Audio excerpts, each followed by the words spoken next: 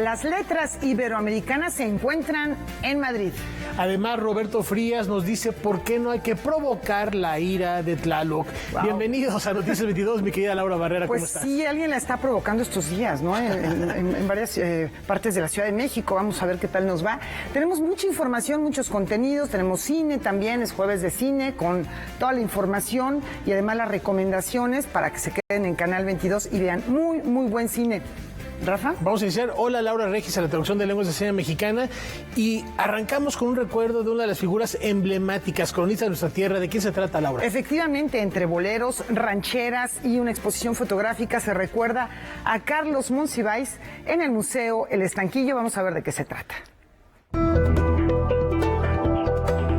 A 12 años de su partida, el Museo del Estanquillo recuerda a Carlos Monsiváis en su faceta de coleccionista con la exposición La mirada oportuna Humberto Zendejas, quien fue un fotoperiodista que documentó los inicios de la televisión y la radio en México. Nos va a revelar un testimonio sobre la vida cultural y artística en México impresionante, ¿no? Y que es un México que no podemos dejar ir. Aborda el gusto del autor de Rituales del Caos por la música y los espectáculos. La muestra incluye más de 230 imágenes que el reportero gráfico nacido en el barrio de La Lagunilla capturó a personajes del cine, teatro y música. También están fotografiados intelectuales, artistas como José Luis Cuevas, Siqueiros, Tamayo, José Vasconcelos y, pues también de manera destacada, Carlos Monsiváis. Tiene unas fotos fabulosas de Carlos Monsiváis y Carlos Monsiváis también fue de sus descubridores. Humberto Zendejas era prácticamente desconocido. Carlos Monsiváis lo descubrió vendiendo sus fotografías en un tianguis de la colonia Roma. Con el paso de los años, adquirió un archivo importante. Su serie más emblemática es la de Marilyn Monroe, y bueno, con justa razón, porque no cualquier fotógrafo tiene una serie de Marilyn Monroe. Él la fotografió en la conferencia de prensa que ella dio en el Hotel Hilton Continental de la Ciudad de México, en febrero de 1962. La exposición está integrada por piezas del acervo donada al Estanquillo por los curadores Gloria Maldonado Ansó y Horacio Muñoz. Se inaugurará el próximo 18 de junio, acompañado del ensamble Xochicéntli del Injuve y de Antonio Suárez, quien ofrecerá un recital llamado Por mi madre Bohemios, las que le gustaban a Monsi. Noticias 22, Óscar Cortés. Habrá que darse una vuelta este fin de semana y por su compromiso como defensor del medio ambiente y de la paz, reconocen la trayectoria de Homero Aridgis. Homero Aridgis, el poeta, novelista y activista ambiental, quien con su literatura delinea los paisajes más importantes de México, como los santuarios de la mariposa monarca, recibió el premio Pax Natura 2022, que reconoce su vida dedicada a defender los ideales más altos de la paz con la naturaleza.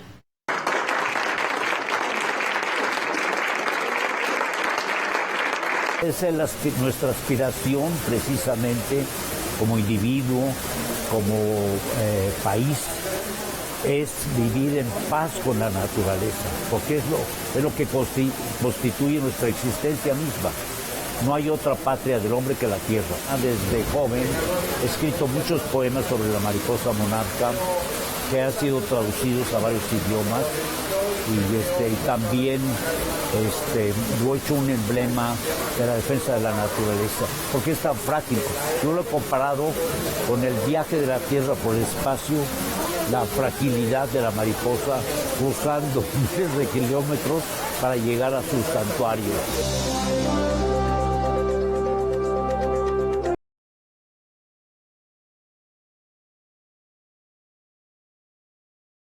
Fundación Pax Natura reconocieron la labor de quien fuera fundador del Grupo de los 100 en la defensa por especies como la tortuga marina, la ballena azul y la mariposa monarca, además de la lucha por el medio ambiente del país. We are here today, this evening, to honor a man who has long understood the moral imperative expressed in the Pax Natura Declaration that this award is given to that individual whose life work. Me comprometo a seguir luchando por la madre tierra, playa, mientras tenga vida. Muchas gracias.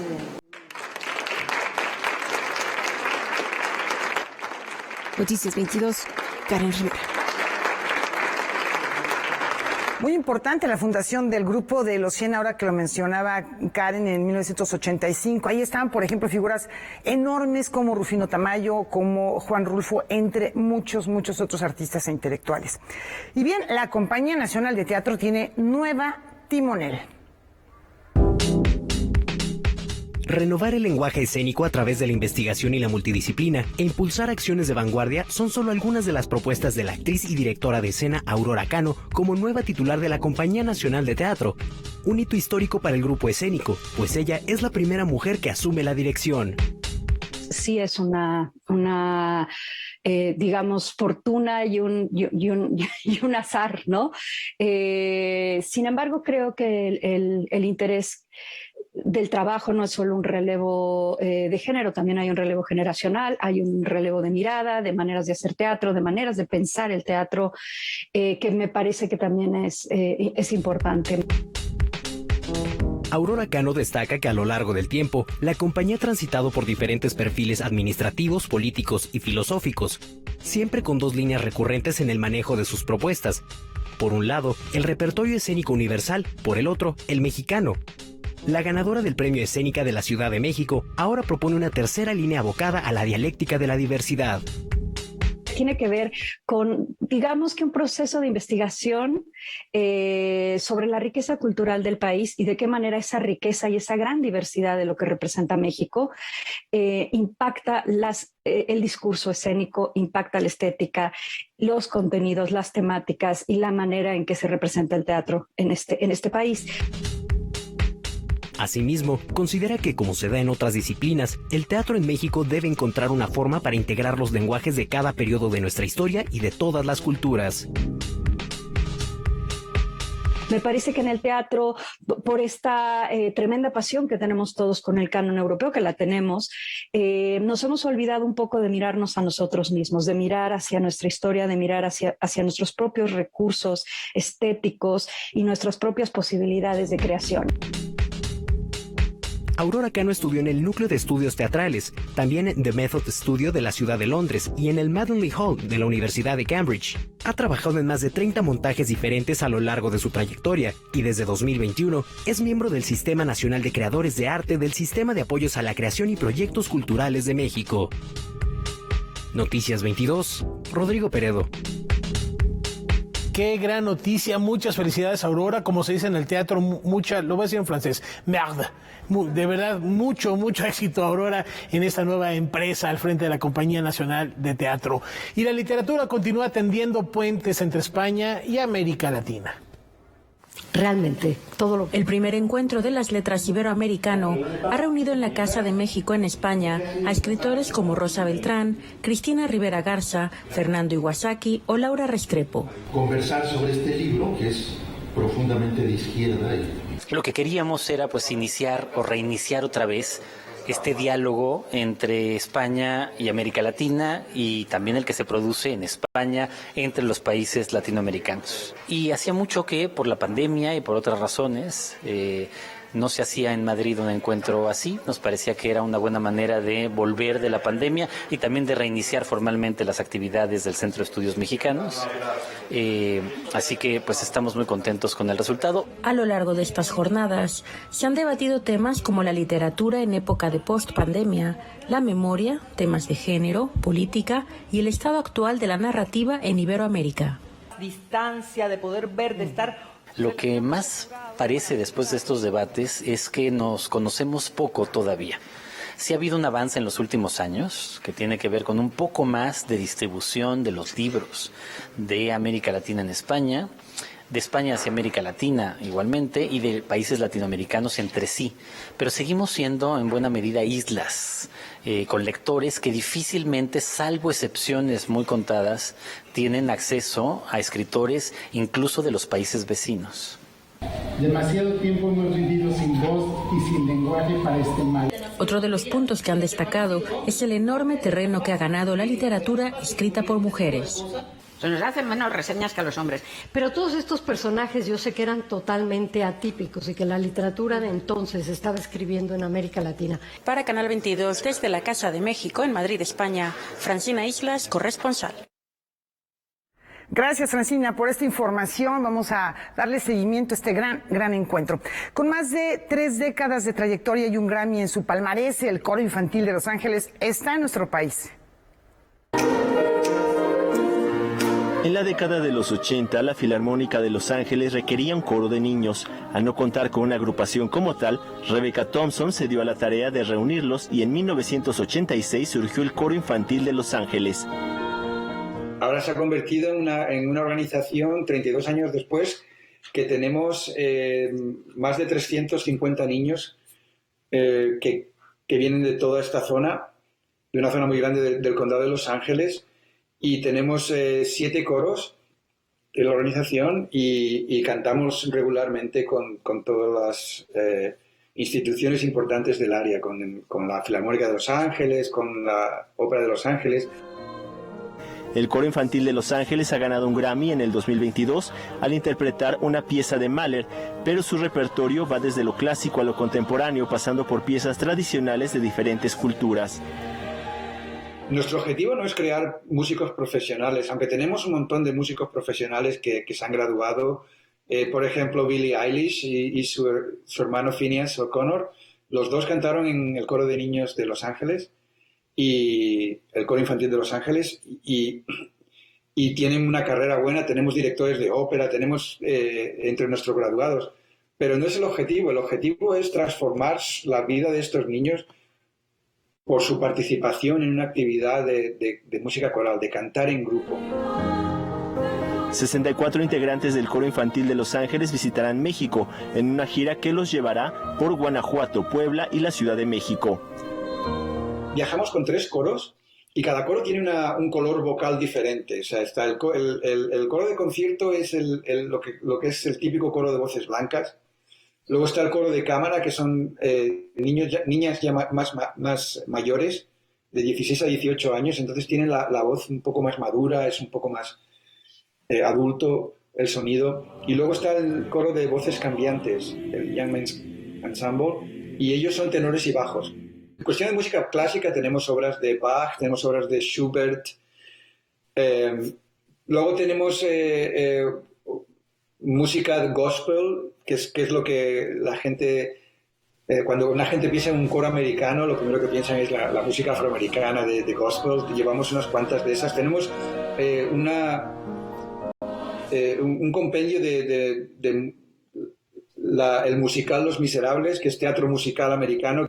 Y también tenemos un grupo de obras que vienen, pues, por ejemplo, de Perú. Hay unas cuantas obras de México, por supuesto. Tenemos obras de África. Es realmente un panorama cultural muy variado y muy diverso.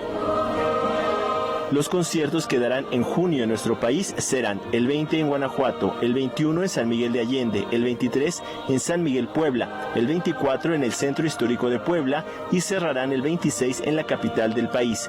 Con excepción de la presentación de la Ciudad de México, todos los conciertos son gratuitos. Noticias 22, Alberto Aranda. Pues a irlo agendando, celebrar a estos jóvenes talentos, jóvenes cantantes. Ya escuchábamos, ahí salió Billie Eilish, que ya tiene un Oscar y un Grammy de manera individual. No dudemos que haya otros 2 o 3 talentos a quienes seguirles la pista. Es momento de hacer una brevísima pausa. Tenemos más aquí en Noticias 22.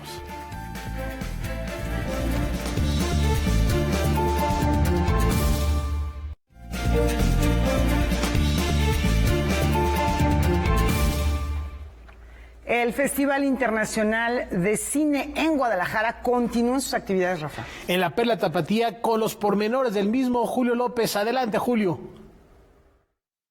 Hotel Lafayette presenta Festival Internacional de Cine de Guadalajara. ¿Qué tal, amigos de Noticias 22? Seguimos en la 37 edición del Festival Internacional de Cine en Guadalajara. Hoy les presentaremos un adelanto de la serie Mushes, que ha dejado al público con la boca abierta. En todo este tiempo... No son mujeres y no son hombres, son orgullosamente mushes, el llamado tercer sexo. Con el paso del tiempo, esa idea se ha romantizado. Ahí es donde entra la serie Mushes, que busca mostrar de manera franca y directa su vida con todos sus claroscuros. Cuando a mí me han hecho esa pregunta, yo siempre les he dicho que es una gran mentira. Nosotras desde casa sufrimos discriminación, el rechazo de los padres en ocasiones, de los tíos, de los abuelos, incluso algunas compañeras hasta de mamá. Entonces, no vamos a hablar de cosas hermosas, ¿no? Porque sufrimos mucho. Tiene que ver primero con un proceso de reivindicación de mi propia sexualidad. Soy el primer profesionista de mi familia, entonces sí, desde muy temprana edad, sí me dijeron, sí me enseñaron: tienes que abandonar todo rastro que tenga que ver con lo femenino, tienes que dejar de ser tú para que no te expulsen de la escuela, porque tienes la obligación de concluir una carrera, porque eres mushe, no te vas a casar, ya saben, ¿no? Como la idea o esta concepción errónea del procrear hijos, ¿no? Como si al mundo solamente viniésemos a procrearnos, reproducirnos. Cuando yo estaba en tercero de primaria, yo tomé esa decisión a temprana edad. Decidí, comprendí que en esta vida venimos a ser felices. La serie Mushes llegará a la plataforma de HBO Max, aunque todavía se desconoce su fecha de lanzamiento. Ahora les presentamos la película Celeste Soledad, que gira en torno a dos hermanas que aparentemente no tienen nada en común y deben de enfrentar una tragedia familiar. Celeste Soledad es la ópera prima del cineasta Alex Argüelles, un filme que compite por el Premio Mezcal y por el Premio de Largometraje Iberoamericano de Ficción en el Festival Internacional de Cine en Guadalajara. Hay que agregar que además intercala bellas animaciones realizadas bajo una compleja técnica. Filmamos en 2019 y fueron 5 semanas y media increíbles, las 5 semanas y media más felices de mi vida. La verdad es que fue un gran placer filmar, y de ahí la post, que también ya fue un rato. Terminamos hace poquito, en realidad, ¿no? Terminamos en el finales del 2021. El filme gira en torno a dos hermanas que no tienen nada en común, excepto que se encuentran terriblemente solas. La inesperada muerte de sus padres las afectará de manera determinante. ¿Crees que el arte altera la realidad? La salud mental es algo de lo que se habla mucho ahora, ¿no? A raíz de la pandemia nos dimos cuenta de que teníamos que lidiar con nuestra soledad.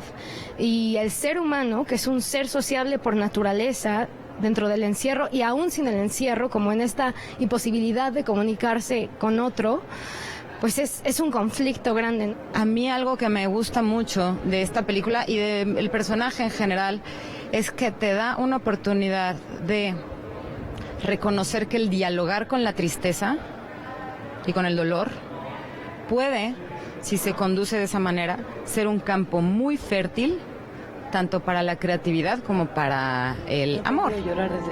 Aquí dio inicio la ruta de festivales de Celeste Soledad. Luego buscarán ventanas de distribución comercial.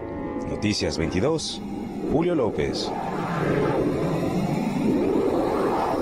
Aquí en Guadalajara se presentan todo tipo de proyectos. Uno de ellos es Cine Comuna, que busca aglomerar a toda la comunidad cinematográfica. Cine Comuna busca convertirse en la plataforma de vinculación más importante para la industria del audiovisual en México. Todo tipo de información para los profesionales del medio estará al alcance de un clic.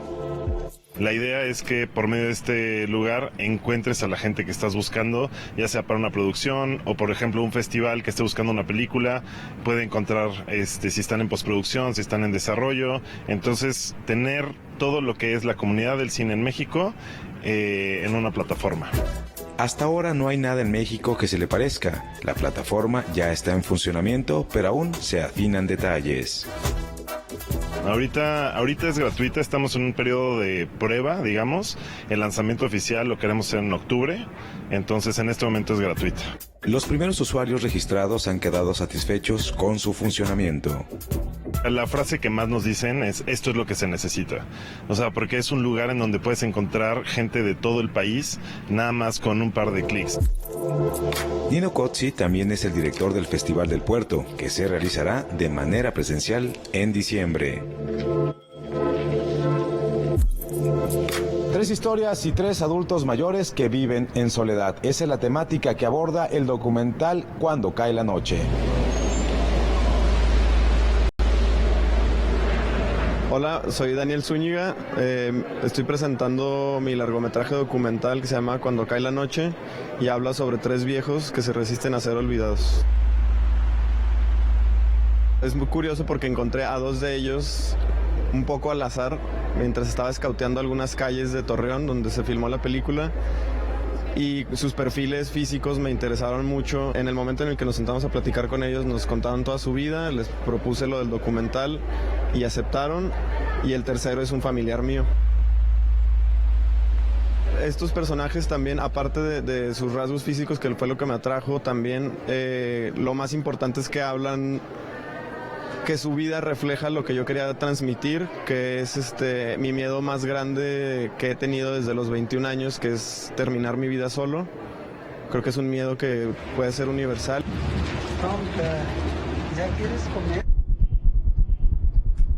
Ayer llegué y como que tuve una revelación de que los festivales de cine son un lugar en donde la gente se expone en una pantalla y es como si estuvieras desnudo enfrente de toda la gente, y creo que es parte del proceso de como cineasta, ¿no? Es parte de tu proceso creativo, y de una película se termina hasta que la ve, y la verdad tiene un público muy, muy bueno este festival, entonces estoy muy feliz. Bueno, pues ahí lo tienen. Por mi parte es todo, pero mañana les tendré los detalles del cierre del Festival Internacional de Cine en Guadalajara. Muy buenas noches. Hotel Lafayette presentó. Muy completo tu reporte. Muchísimas gracias, Julio, por estar allá y traernos todas estas novedades que, pues esperemos pronto las podamos disfrutar en la cartelera o en plataformas. O por qué no en la pantalla de Canal 22, que tiene una gran oferta. Por ejemplo, hoy a las 10:30 de Luis Ayllón, Nocturno, no se la pierdan. Y tenemos otra recomendación que, como cada semana, nos la comparte nuestro querido amigo y crítico de cine, Leonardo García Sau. Adelante, Leonardo. Hola, ¿qué tal? ¿Cómo están? Pues este domingo que viene inicia un ciclo dedicado a una pareja de directores del cine mexicano. Se trata de José Buil y Maryse Sistash. Ambos han dirigido películas por separado y juntos. Y este domingo pasa la que es la ópera prima de José Buil, que se titula La leyenda de una máscara, que es una especie de remake o versión larga de su tesis con la cual se graduó del Centro de Capacitación Cinematográfica, que se tituló Adiós, adiós, ídolo mío. Bueno, pues en este caso se retoma esa trama que trata sobre un luchador que ha muerto y un reportero que investiga un poco al modo del Ciudadano Kane, que fue de este personaje titulado El Ángel Enmascarado. Pues esa es la trama de una película que hace poco el escritor Juan Villoro llamó una obra maestra. Sin duda es una de las mejores películas de Buil, tiene bastante ingenio y conocimiento del mito, obviamente referido a El Santo. Por razones de derechos no se pudo hacer sobre el santo, entonces se le llamó El Ángel Enmascarado, pero es evidentemente de quién se trata. El reparto está encabezado por Héctor Bonilla, por María Rojo, Pedro Armendáriz, Damián Alcázar, es decir, un estupendo reparto que interpreta a los diferentes personajes que intervienen en esta investigación sobre la personalidad del luchador. Se titula La leyenda de una máscara, pasa este próximo domingo 19 de junio a las 10 de la noche, a las 22 horas, aquí por el 22. No se la pierdan, me despido, nos vemos la próxima semana. El mejor cine siempre en el 22. Disfrútenlo desde casa. Y como todos los días, los invitamos a Debate 22. Jacaranda Correa recibe a las periodistas Silvina Heguy, Elisa Liber y el director de la revista Anfibia, Cristian Alarcón, para hablar de el futuro imperfecto del periodismo. No se lo pierdan, gran charla al término de Noticias 22. Regresamos en un instante.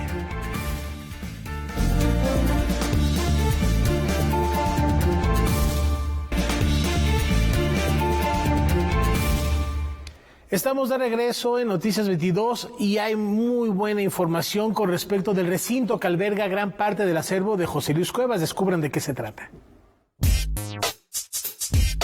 Las Secretarías de Cultura Federal y Capitalina iniciaron los trabajos para brindar atención al Museo José Luis Cuevas, recinto con pasado novohispano que desde 1992 resguarda la obra del artista plástico José Luis Cuevas, uno de los máximos exponentes de la generación de la ruptura, así como su importante colección de arte moderno latinoamericano. Durante una visita realizada al recinto, la Subdirección General de Patrimonio Artístico Inmueble, la Coordinación Nacional de Artes Visuales y el CENCROPAM determinaron que el acervo artístico del museo, conformado por más de 1.850 obras, se encuentra en buenas condiciones. En próximos días se realizará un diagnóstico integral del estado del antiguo convento de Santa Inés, catalogado como Patrimonio Histórico y sede del Museo José Luis Cuevas. La Coordinación Nacional de Monumentos Históricos de Lina será la instancia encargada de emitir las recomendaciones generales para definir las prioridades de atención al inmueble. Mixgener nos invita a vivir un amor de preparatoria con la película encargada de inaugurar este encuentro, es Efímera. Emilia es una estudiante ejemplar que vive enfocada en materializar el gran proyecto de su vida, convertirse en una respetada arquitecta. Siempre solitaria y enfocada excesivamente en el futuro, Emilia verá trastocada su realidad cuando comience a ver un aura luminosa alrededor de las personas que están próximas a morir y conozca a Renata, una joven que le recordará la importancia de apreciar el presente. Este es, a grandes rasgos, el argumento de la película Efímera, ópera prima de Luis Mariano García, para quien el tema de la muerte se ha convertido en una obsesión. Ya sé lo que estás pensando. A veces, por suerte, se manifiesta de formas como hacer películas donde trato de lidiar con esto de una forma más optimista incluso, ¿no? La película es casi una fábula sobre la muerte, el amor y la finitud de la existencia, donde colisionan dos formas de asumir la vida. Normalmente a lo mejor esta idea de vivir el presente al máximo se representa con excesos o con cosas demasiado grandilocuentes, ¿no? Creo que para mí siempre era importante que disfrutar el presente tuviera que ver más con la cotidianidad. Creo que un mensaje muy importante que tiene la película es amar sin que te importe la consecuencia, por así decirlo. O sea, es como siento que a veces tenemos miedo a entregarnos al otro, tenemos miedo a amar. Buenos días. En la película se establece una relación amorosa entre las dos adolescentes. Esto sucede con la mayor naturalidad y fluidez, pues para Luis Mariano García es importante que así se presente el amor entre dos personas en la pantalla grande, independientemente de su género. Vamos en la misma escuela. Emilia y Renata pues son dos chicas y se enamoran, pero la historia no se trata de que sean dos chicas, pero sí se trata de que se enamoran. Eso es lo que me gusta tanto de esta película, que es una película que podrías cambiar el género, la orientación sexual o lo que quieras de los personajes, y es la misma historia. Efímera fue el largometraje inaugural de la 26ª edición del Festival Mix Cine y Diversidad Sexual, que tendrá actividades hasta el 5 de julio. Para Noticias 22, César H. Meléndez. Hoy en nuestra sección Rumbo al Pride les compartimos el testimonio de Luis Esteban Galicias. Uno no puede permanecer callado y ser revictimizado una y otra vez, porque es progresivo, imparable, hasta que se convierte en un crimen de odio, o donde el principal consejo que se me daba es que yo sea el desplazado. El pasado mes de mayo, Luis Esteban Galicia León subió un video a sus redes en el que exponía los actos de homofobia que ha sufrido por parte de sus vecinos. A lo largo de 15 minutos, el actor expresó su temor de llegar a su casa por los ataques que ha sufrido, los cuales van desde insultos, intentos de golpearlo, ridiculizarlo y negarle sus derechos como condómino. La gente reacciona por lo que cree que eres, por quien considera que ella cree.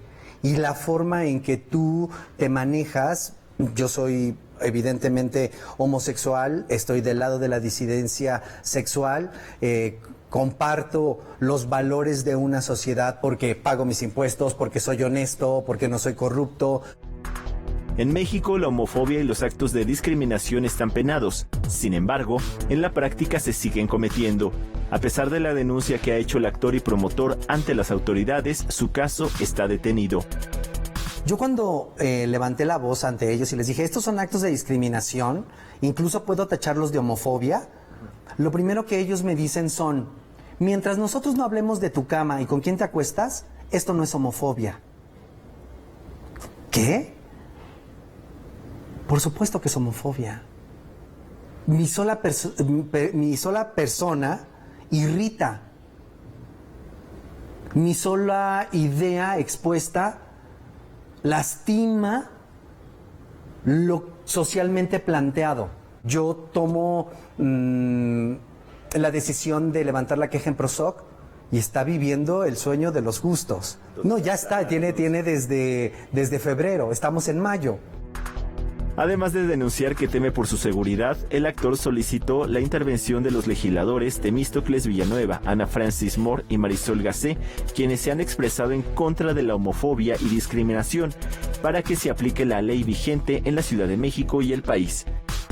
Yo no considero que mis vecinos sean malas personas, ¿sabes? Yo creo que hay un comportamiento social que fácilmente nos hace caer en eso. O sea, ¿cuántas veces somos cómplices tácitos de la injusticia y de la violencia del de enfrente? Me queda la satisfacción de poder decir que si me pasa algo y estoy en peligro, es por esta razón. Que deseo no convertirme en una estadística. Noticias 22, Alberto Aranda. Y continuando con esta temática, la música se pinta de colores para hacer un llamado a la paz, la tolerancia y la inclusión. Celebrate, celebrate, dance to the music. Celebrate, celebrate, dance to the music. Con un amplio repertorio de canciones que incluyó éxitos de Elton John, Gloria Gaynor, ABBA, The Beatles, así como homenajes a Selena y Gloria Estefan, se presentó el coro de la Ciudad de México en el Teatro Esperanza Iris con el espectáculo Peace and Pray. Una de las grandes características de este coro es el tipo de repertorio que abordamos, ¿no? Es música en español, en inglés, que es lo que estamos principalmente interpretando, música pop. La actuación, el canto, el baile y a final de cuentas eso también es algo que nos representa a nosotros como comunidad y por supuesto como un coro gay. Fue un concierto de casi 2 horas en el que la agrupación, integrada por 52 vocalistas, recordaron la importancia que ha tenido la música en la transformación de la sociedad y ha enriquecido el movimiento de la comunidad LGBT. Además de poner a bailar al público por casi 2 horas, también se dieron tiempo de reflexionar y manifestar su posición sobre la violencia, abusos y discriminación que sufren continuamente. Hay una reflexión muy importante durante el manifiesto que hablamos de qué significa ser aliado. Aliado no nada más es respetar, sino también adoptar parte de toda esta mentalidad y de no perpetuar este tipo de ideas o comportamientos incluso. El concierto estuvo dirigido por Antonio Aspiri y participaron como invitados la banda El Monstruo Son los Otros y el Ballet México de Colores. Fue una actividad que formó parte del ciclo Entre lenchas, vestidas y musculocas. Noticias 22, Óscar Cortés. Cambiamos de tema. Montreal se sumerge en la paleta de colores de Frida Kahlo.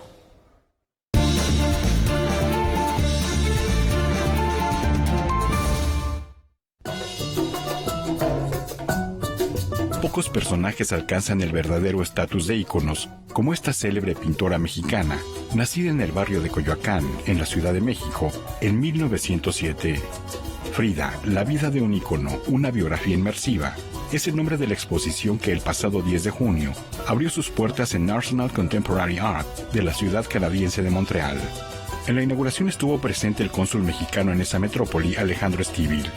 La exposición recrea con proyecciones en pantallas de gran formato un recorrido por la biografía de Kahlo, valiéndose de fotografías, películas, instalaciones digitales, entre otros recursos. ¿Creen que existe alguna coincidencia entre el Ulises de Joyce y la Odisea de Homero? Vamos a echar un vistazo a esta propuesta. Como parte de las lecturas estatutarias de la Academia Mexicana de la Lengua, se transmitió la disertación Penélope de Dublín, donde el poeta y académico Jorge Ruiz Dueñas reflexionó sobre el libro Ulises de James Joyce, a propósito del centenario de su lanzamiento y en el marco del Bloomsday. Ruiz Dueñas reconoce que la penúltima novela de Joyce representa una revolución para la literatura. Lo que hace Joyce es romper primero con la moralina de su época, con la censura, utiliza una serie de términos que son inusuales en ese momento, hablar de retretes, de urinales, en fin, palabras proscritas en el léxico literario. Constituyen cada uno de los 18 capítulos que están integrados en 3 partes, prácticamente piezas únicas, completas, si bien asociadas. Estas 3 partes se corresponden con, dado que el andamiaje es la Odisea. El ganador del premio Javier Villaurrutia se adentra en este paralelismo homérico y contrasta a Marion Tweedy con Penélope de la Odisea. Asimismo, destaca el valor del emblemático monólogo de este personaje que cierra la obra de James Joyce. Desarrolla en 8 parrafadas, a veces procaces, pero no exentas de gran poesía, ese pensamiento de una mujer que recorre desde sus infidelidades, sus recuerdos cuando le pide matrimonio a su esposo Leopold Bloom, el hijo muerto a los 11 días de nacido, muchos recuerdos y cosas cotidianas en un discurso de carácter atropellado. La lectura acerca de Jorge Ruiz Dueñas permanece en el canal de YouTube de la Academia Mexicana de la Lengua. Noticias 22, Rodrigo Peredo. Con esa tradición de hacer el recorrido del Bloomsday, inclusive en nuestro país. Momento de hacer una brevísima pausa, tenemos mucho más al volver en Noticias 22.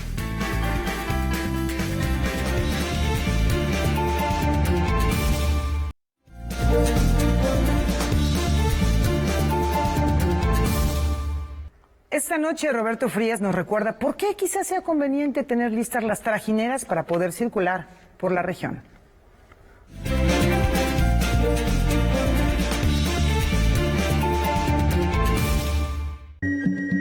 Se dice que Tlaloc ya era un dios antiguo cuando los mexicas llegaron al Valle de México.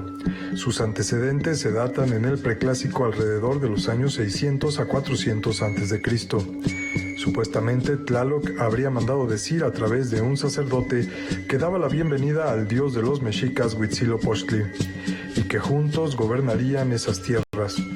Como se sabe, un signo inequívoco de esa alianza de las deidades queda manifiesta por la pirámide del Templo Mayor de Tenochtitlán, donde las capillas que la coronan están dedicadas a ambos dioses.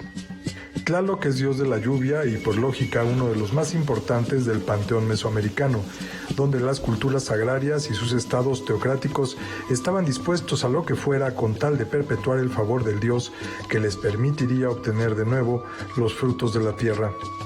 De ahí las muchas ofrendas a Tlaloc, desde las llamadas ollas Tlaloc, vasijas con la imagen del dios y llenas de objetos como conchas, puntas de maguey, cenizas, semillas de chía o de amaranto, hasta seres humanos. Ofrendas que han podido hallarse en sitios muy diversos como el Templo Mayor o el llamado Monte Tlaloc.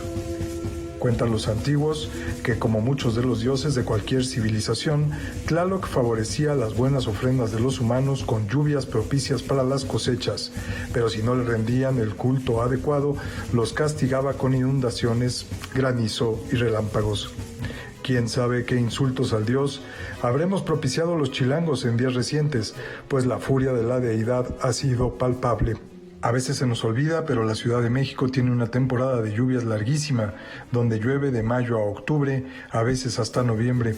Sorprende que una ciudad tan pluvial siga siglos después de su fundación, tan poco preparada para las inundaciones, los árboles caídos, las granizadas y desde que el auto es auto, los interminables retrasos en las calles. Cada día de esos largos meses de lluvia, vemos gente en la calle que corre bajo un trozo de plástico, sin calzado ni ropa adecuadas, en las interminables colas del metro. Por cierto, seguramente parado hasta nuevo aviso en la estación en la que usted se encuentra, vemos gestos de sorpresa en los rostros empapados, como si el desplome de los cielos fuera novedad. Quizá no sería mala idea recordar las enseñanzas de los antiguos o sencillamente de los geógrafos, de los padres o de la propia experiencia y recordar que esta ciudad, si aún pudiera, sería transitada por trajineras. Para Canal 22, Roberto Frías. Y ya que Roberto Frías trae a cuento las culturas prehispánicas, de manera particular la maya está más cerca y más viva que nunca. El Museo Nacional de las Culturas Populares es la sede de la primera Feria Artesanal de la Cultura Maya, que reúne a más de 30 artesanos y productores de Quintana Roo, Tabasco, Chiapas, Campeche y Yucatán. Acompáñenme a recorrerla. Como parte de los 40 años que del Museo Nacional de Culturas Populares se está cumpliendo este año, organizamos la primera Feria de la Cultura Maya y vienen ramas artesanales como los textiles, que es un elemento identitario junto con su lengua, como sabemos. Tenemos una gran variedad de fibras vegetales como el jacinto o lirio acuático que se le conoce. Nosotros usamos y aprovechamos la fibra vegetal que es el lirio acuático. Con eso se pueden hacer una infinidad de artesanías, como son las bolsas. También se pueden hacer manteles, portacalientes, portaplatos, portavasos, cajas. A mí me gusta mucho los bordados, los colores, diseñar, y más que nada para rescatar las culturas, las artes que antes que se están perdiendo mucho. Y tenemos también maderas, porque sabemos que las selvas de la zona maya son ricas en esta materia prima y que se pueden ver reflejados en instrumentos musicales, en utensilios para la cocina y también en elementos decorativos como los de Tabasco. Lo que nosotros hacemos es rescatar, investigar y difundir la cultura maya escénica. Este se llama tuncul. El tuncul es un instrumento musical que data de hace 3-4 mil años de antigüedad.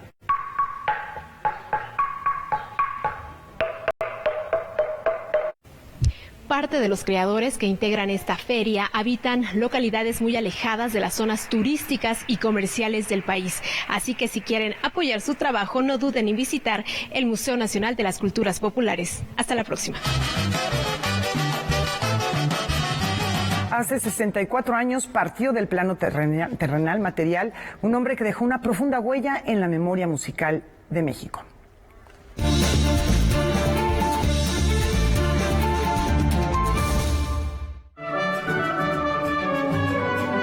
Estos acordes son muy probablemente, después del himno nacional, los que mejor sintetizan la identidad mexicana.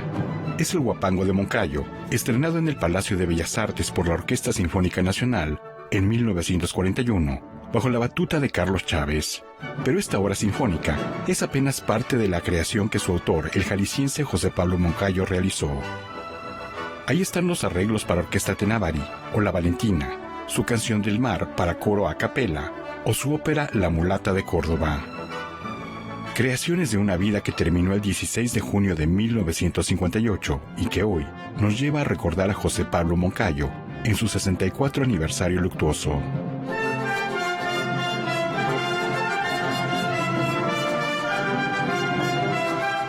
Considerado con el son de la negra el segundo himno nacional mexicano. Casi no se interpreta y no suena, seguramente lo reconocen. En otros temas, Guillermo Flores Méndez consagró su vida a la guitarra y su esencia se mantiene vigente entre acordes y cuerdas.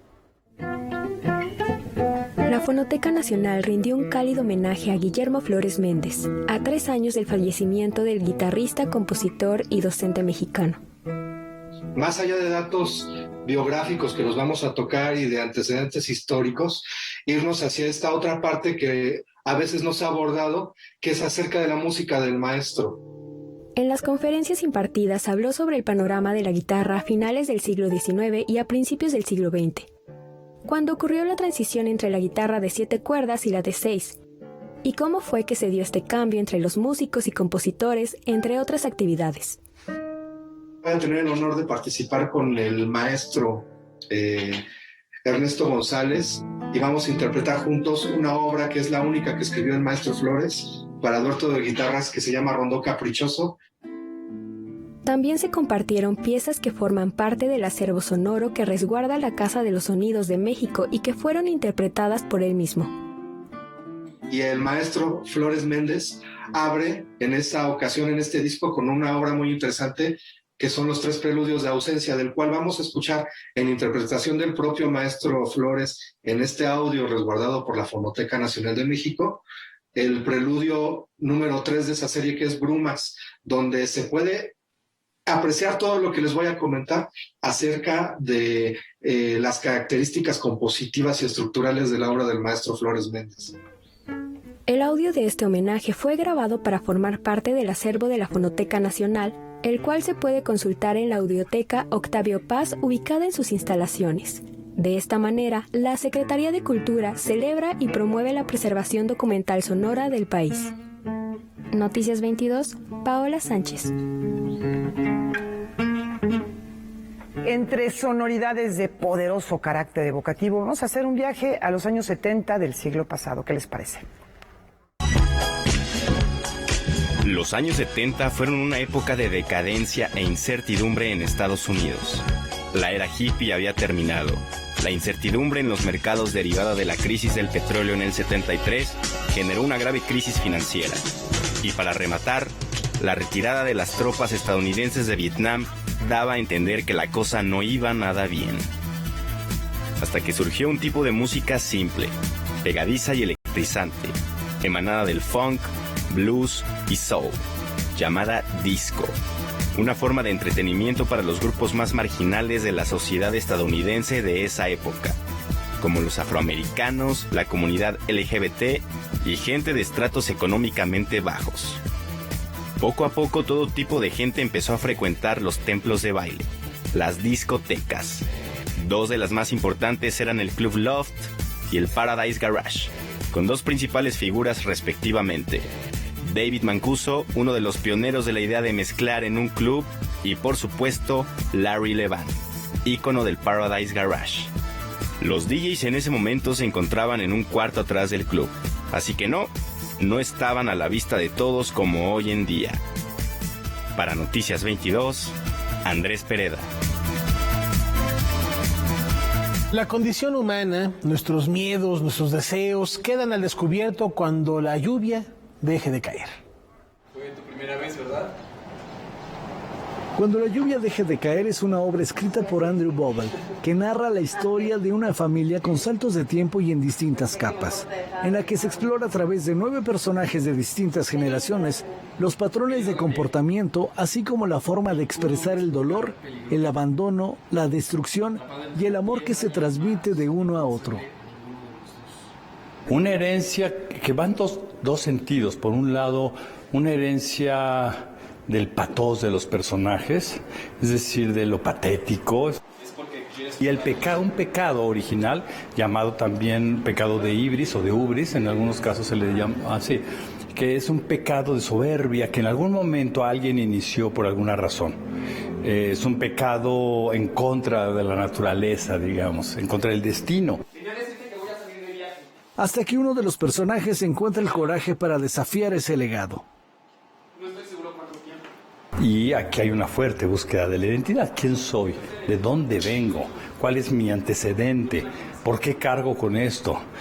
Esto tienen ese aliento, esta obra tiene ese aliento, tiene todas, como dice, tiene todos esos ingredientes que conforman así un mosaico humano muy complejo, muy rico, y pues que el teatro es especialista en mostrarlo, ¿no?